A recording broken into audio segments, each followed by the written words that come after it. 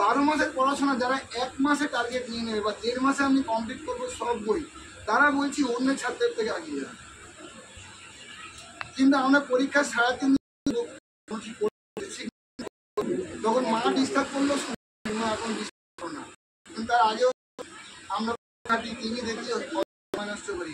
যারা যারা মাসের 1 মাস নেবে, ক মাসে তারা অন্য ছাত্রের থেকে আগিয়ে থাকবে না, থাকবে না। তাহলে কারা কারা এবারে 12 পড়াশোনা 1 মাসে করার চেষ্টা করবে? আর যা যে এই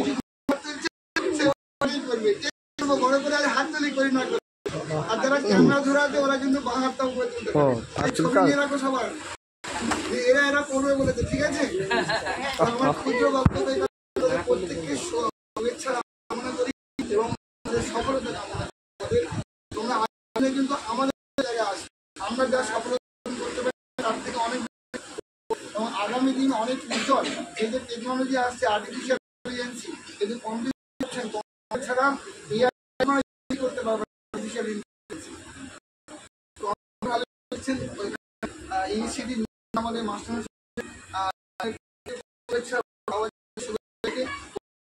অর্গানাইজেশনের প্রতি রেখে আমি সামান্য বক্তব্য করলাম।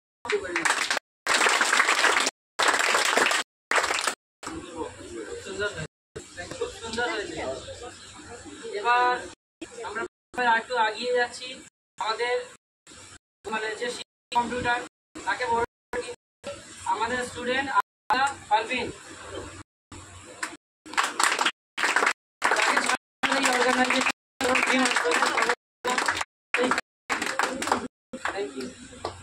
আমাদের সামনে কথা রাখবে আমাদের শ্রদ্ধেয় মাস্টারমশাই, আমার বড়দা, আমাদের গার্জেন মাস্টার মশাই, আমাদের সকলের গার্জেন।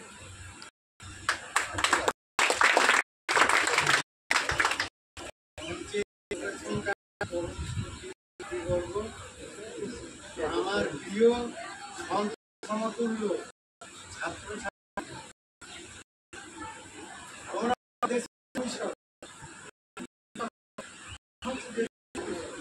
তোমাদের কেউ ডাক্তার হবে, যদি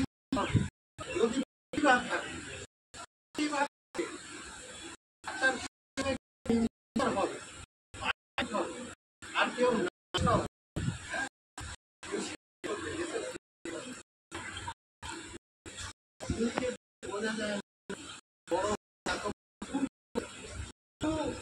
তোমরা হচ্ছে ছোট, তোমরা ঠিকভাবে নিজেকে ধরো, অর্থাৎ যেটার লাইনে অর্থাৎ লেখাপড়ার লাইনে ঠিকভাবে যে বিয়ে করতে পারো, তোমরা দেশের মধ্যে নাম তুলবে।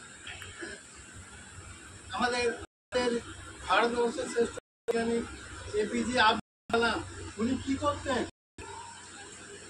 উনি সকালবেলা নিয়ে খবরের কাগজ করতেন। খবরের কাগজ কেউ কেউ বুঝতে পারছিল যে ওই লোকটা বড় হয়ে ভারতবর্ষের একজন শ্রেষ্ঠ বিজ্ঞানীদের মধ্যে একজন।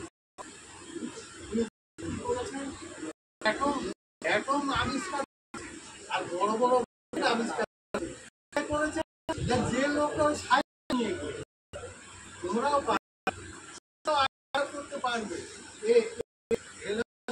তোমরা আবিষ্কার করতে পারবে। কিন্তু থেকে দৃঢ়ভাবে তারা দৃঢ়ভাবে থাকবে। কিছু এখানে ছাত্র আছে না, ছাত্র আছে, ছাত্র এ হয়ে যাবে, ফেল হয়ে যাবে, আর কিছু ছাত্র পাস করবে। কারা পাস করবে? আমি যখন ক্লাস ছাত্ররা আমি তাদের গিয়ে বলতাম যে প্রথম আছে তারা কিন্তু এ ক্লাস পাবে, আর তারপরে যারা আছে কিন্তু ফেল করবে, কেউ পাবে কেউ ফেল করবে। কেন ফেল করবে তাও আমি বলে দিই। তারা কি করবে, যখন মাস্টার মশাইরা যখন অর্থাৎ ভালোভাবে বোঝাবে, অঙ্ক করাচ্ছে কি বিজ্ঞান করাচ্ছে, 3-4টি ক্লাসের ছাত্রছাত্রী তারা এইভাবে মাস্টার কথা বলতো, নিজেদের মধ্যে কথা বলতো, কিন্তু কথা বলতো না, ওই বোর্ডের দিকে তাকিয়ে। আর যারা পেছনে থাকতো তারা কথা বলতো নিজেদের মধ্যে খুব করে। আর মাস্টার তার আরে আমি তো 40 মিনিটের জন্য আছি, তুমি এখানে চুপ করো, আমার কথা শোনো, বলবো না। আর তারা কি করবে?